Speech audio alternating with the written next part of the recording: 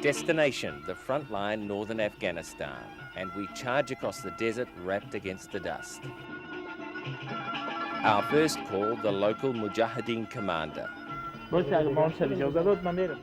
us is Tony Saw, a photographer for Time magazine. A handshake from the commander and we have permission to visit the trenches. A lot of wars, haven't you? Yeah, ridden along a lot of wars. Too many. What was your first? Eritrea. First, though, we have one more river to cross. Camels and horses are not the way I'd prefer it.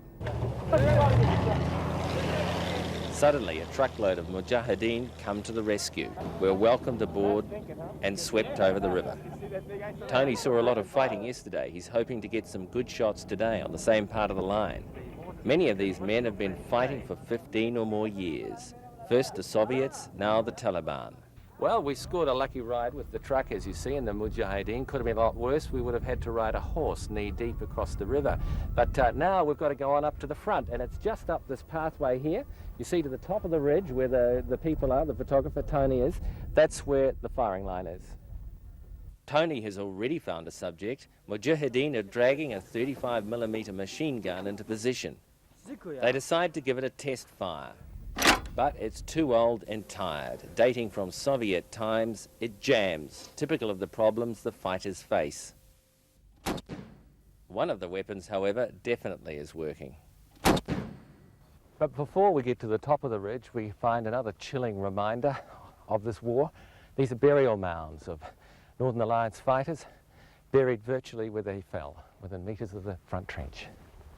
Tony, however, has more immediate problems. He wants a better shot of that machine gun for Time magazine. So whereabouts are the Taliban? Can you explain? Taliban is there. Over there? Yeah, over there, behind under the big tree. And Taliban is now very near, look. So if we can see them, they can see us? Yes. So we should go? Now the United Front can shoot in the front, in the line from Taliban. Okay. Meanwhile, the men with the gun struggle on. Bullet incoming. This is Taliban. This is the business end, not the shell end. Tony is disappointed. The shooting happened about half an hour after he left last night. You're disappointed? Oh, yeah. You're disappointed you've just been shot at? The trenches are only knee-deep, not my idea of a good place to be. Truth is, though, that this part of the front line is relatively quiet. Still, we stay in the trench as Tony ventures out onto the ridge for that extra shot. I'm really more interested in photographing, making photographs that will sustain history, will live on a number of years beyond the news pages next week or 2 weeks from now. That really doesn't interest me very much. Because watching you heading for the front, it was like trying to follow an express train.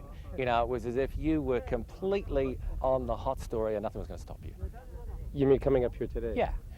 Well, I was up here yesterday, so I know the terrain and I basically know where the Taliban is. Well, what is it about war that draws you to it? What interests me, war, of course, is one of the extreme examples of our life, and that it unfortunately exists in this day and age. And what's interesting here is you have elements of war that were here maybe even before World War I, such as this gun that was just being pulled up. Finally, the ancient gun goes off, hitting who knows what. And Tony, troubleshooter for Time, is already thinking of his own next tactic. It's very quiet up here. So what's your best bet? The moment it looks like they hit Kabul last night on the front lines down there. You're going to go to Kabul? It could be that would be the place to be. Could be. And he's gone, looking for new conflict, leaving behind those who are still alive and those who are about to die.